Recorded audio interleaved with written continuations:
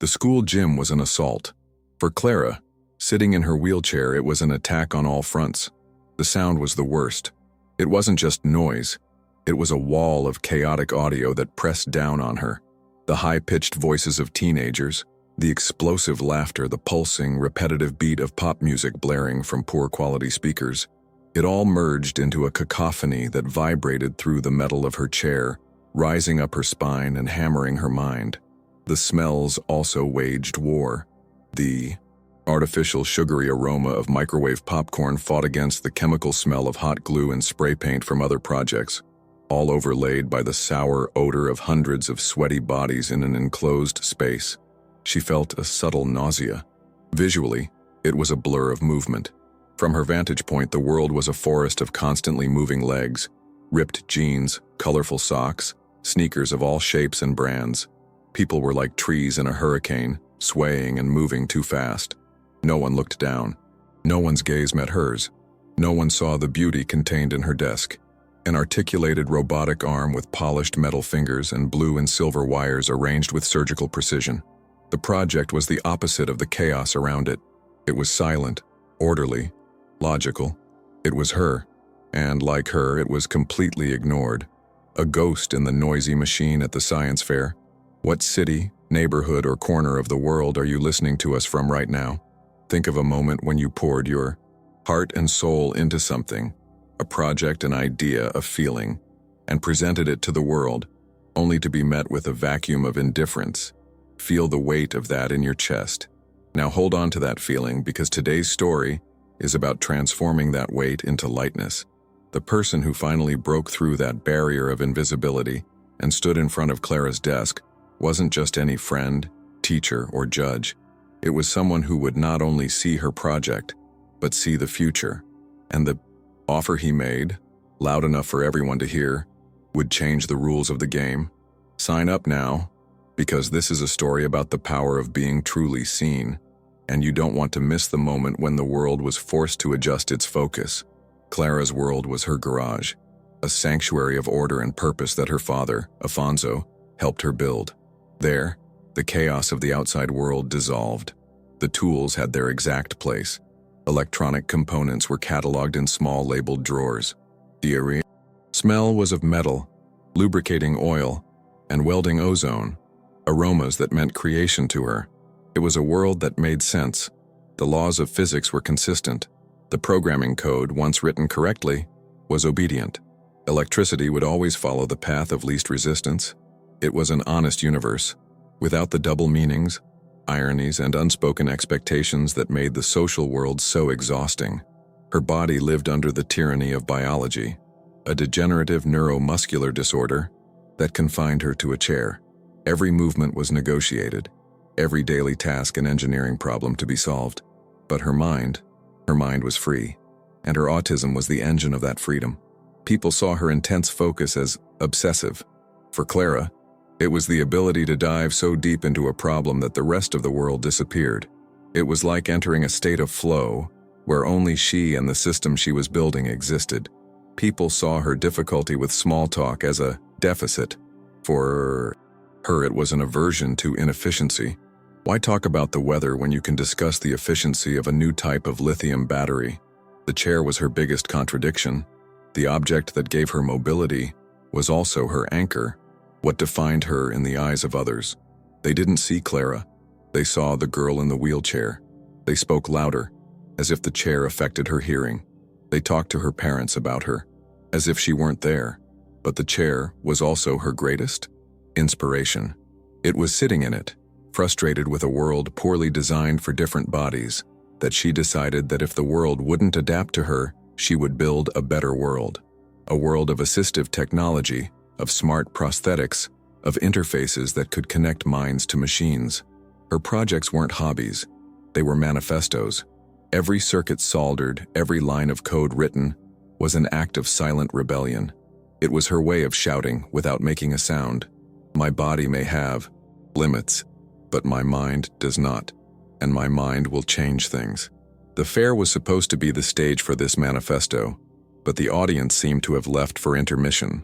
Clara's road in life was paved with the good intentions of others, a slippery and frustrating path. Memories were like little scars. She remembered Mrs. Dawson, her third-grade teacher, on talent show day. While the other children sang or performed magic tricks, the teacher called her to the stage and announced, "And now, Clara's special talent is her infectious smile." She made her stand there smiling awkwardly, while the audience gave her polite, pitying applause. She wanted to show them the little robot she had made out of an electric toothbrush, but the teacher thought a smile was a more appropriate talent. In her teens, the false hope became more sophisticated and, therefore, more cruel. The Citizenship Project episode was particularly painful. A group of popular girls, led by one named Brittany, decided that adopting Clara would be their good deed for the semester. The adoption consisted of a schedule. On Mondays, they took her to the library. On Wednesdays, to the playground.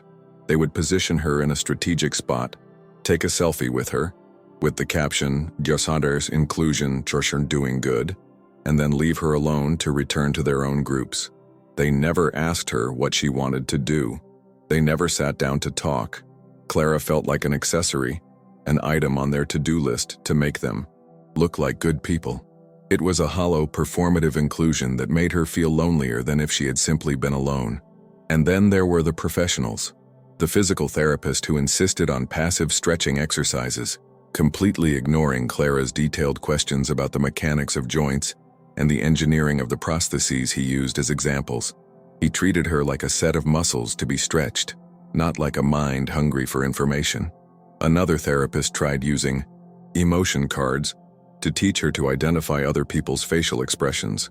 Clara could identify every emotion on the cards with 100% accuracy. The problem wasn't identifying them. It was understanding why people's emotions were so illogical and unpredictable. No one seemed to want to hear that. They just wanted her to conform, to learn the social script so that her presence wouldn't be a puzzle to others. Each of these experiences was like receiving a beautifully wrapped gift, only to open it and find that the box was empty.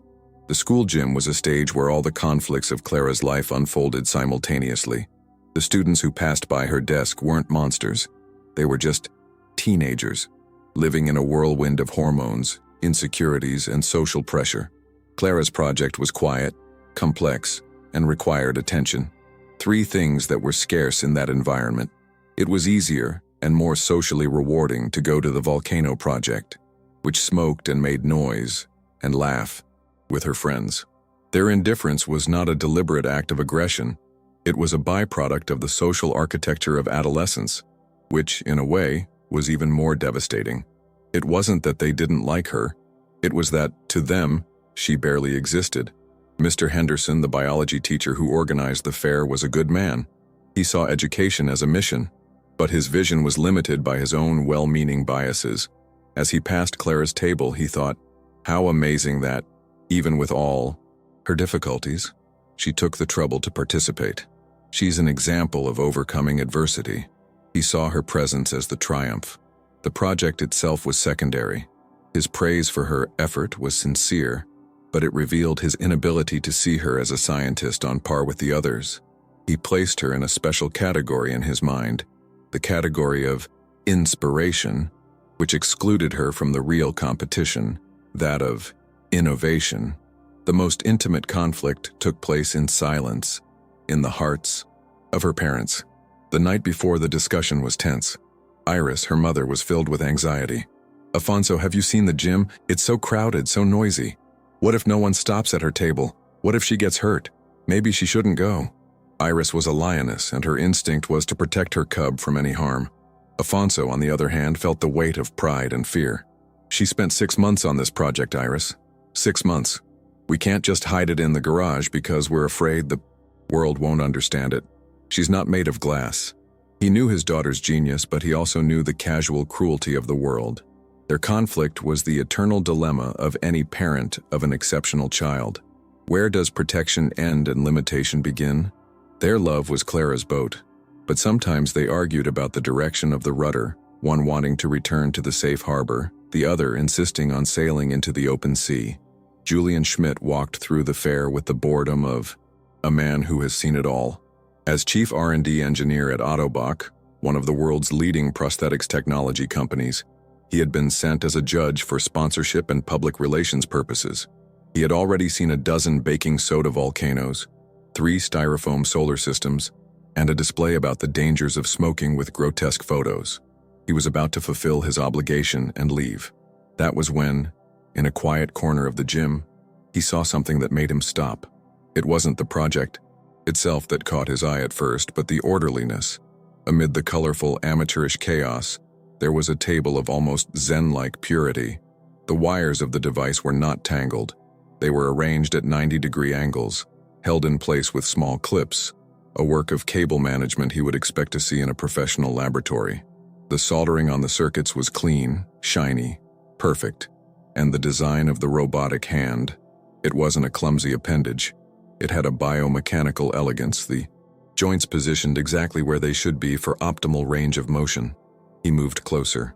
The girl in the wheelchair didn't notice him. Her eyes were fixed on a small laptop screen beside her, where lines of code scrolled by. He leaned in and saw that it wasn't code copied from the internet. It was a complex, customized algorithm. He stood there silently for a full minute, just taking in the details, the choice of materials, the positioning of the sensors, the efficiency of the design. Then, he crouched down not out of pity, but out of practicality, to bring his eyes level with hers and the project. And he asked the question that no one else in the room would have been able to formulate. That's a bionic hand with tactile feedback based on piezoelectric pressure sensors, isn't it? Her head rose suddenly. There was a flash of surprise, then recognition. She didn't see a condescending adult. She saw someone who spoke her language. Yes, she replied, her voice clear, defying the expectation of silence. But the piezoelectric sensors are only for fine pressure. For general proprioception, I integrated an accelerometer and a 6-axis gyroscope into each joint.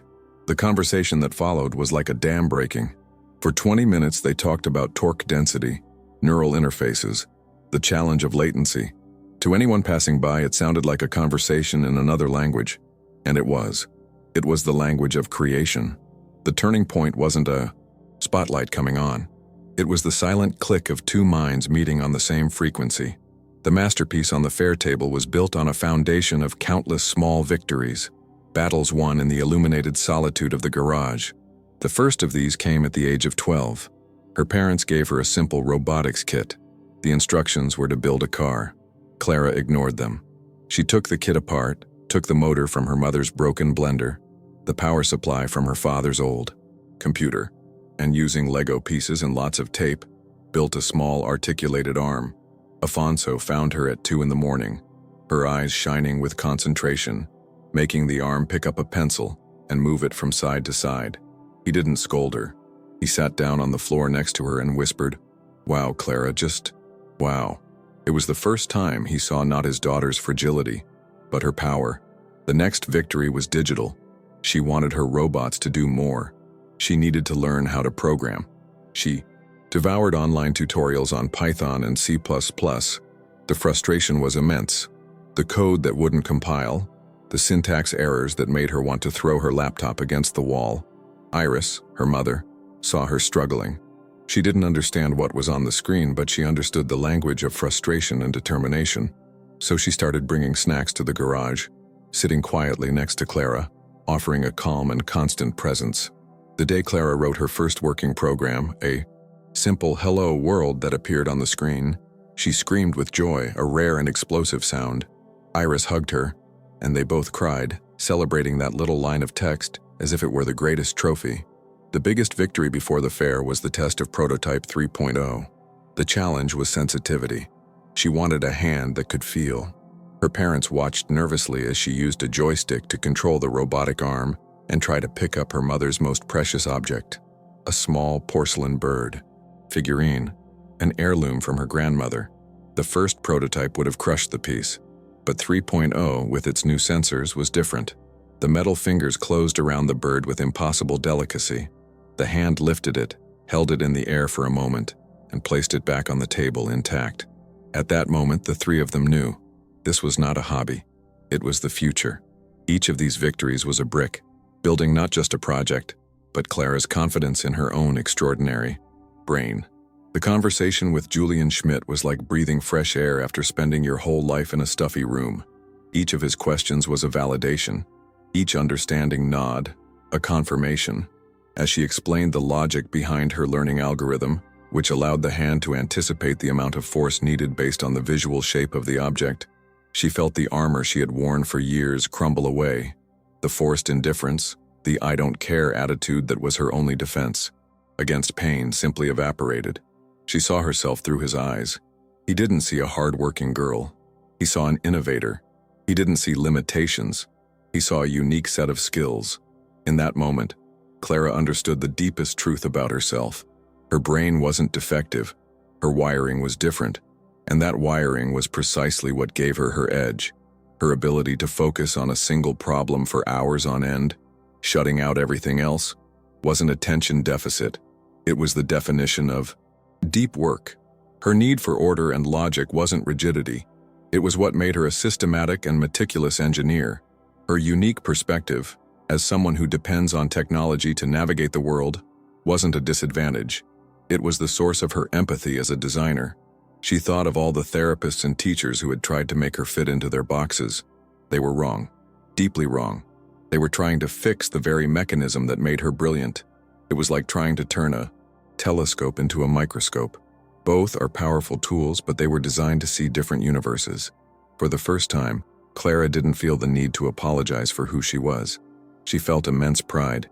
The acceptance that flooded her was not passive resignation to her condition. It was the active, electrifying recognition that her entire identity, the wheelchair user, the autistic girl, the inventor, was the source of her power. She didn't need to be fixed. She was the engineer, and everything was working perfectly. The technical and animated conversation between the quiet girl in the wheelchair and the man in the elegant suit became a spectacle in itself. A small group formed around the table. First, a few curious students, then teachers. Mr. Henderson approached, his expression a mixture of confusion and an admiration he didn't know he was capable of feeling. He listened to Clara explain how she was planning to integrate an electromyography interface to control the hand with muscle, signals from her forearm. He didn't understand half the words, but he understood that he was witnessing something far beyond the scope of a high school science fair. Finally, Julian Schmidt stood up, his expression one of pure admiration. He looked at Clara, then at her parents, who had approached, Iris's eyes shining with held-back tears and Afonso's face tense with almost painful pride. "Clara," Julian began, his voice projected so that the growing circle of spectators could hear clearly. "Your work here is, without exaggeration, revolutionary. I lead a team of 200 engineers at Autobach. We have budgets in the millions of dollars, and I can tell you that your design for the tactile feedback system is more elegant and potentially more effective than anything we currently have in development." He paused, letting the words hang in the thick air of the gym. The silence was total. The pop music seemed to have stopped. "This isn't just a compliment from a fair judge," he continued, pulling a business card from his pocket. "This is a job offer. We would like to offer you a paid summer internship at our main research and development center in Germany. Travel, accommodation, everything paid for. We don't just want your project, we want your mind. We want you to come work with us." He held the card out to Clara. For a moment, time froze. Then the sound of a single person clapping broke the spell. It was Afonso. His applause, loud and resounding, was followed by Iris, then Mr. Henderson, and suddenly the entire gym erupted in thunderous, genuine applause. It wasn't pity, it was reverence. Clara looked down at the card in her hand. In one fluid, deliberate motion, she extended her bionic hand, her metal fingers closing around Julian's hand in a firm, confident grip. She didn't need to say anything. The handshake, the connection between her mind, her creation, and the world, said it all. The brightest minds often don't shout for attention. They work, quietly, building the future. A person's value is never in their ability to fit into the world, but in their courage to build a new and better world. If Clara's story moved you, if it made you want to look more closely at the quiet corners of the world, then show your support. Like, comment with a word that describes how you felt, and subscribe to the channel. Share this story, as it may be the spark that ignites someone's hidden talent. And that person, like Clara, may be just a glance away from changing everything.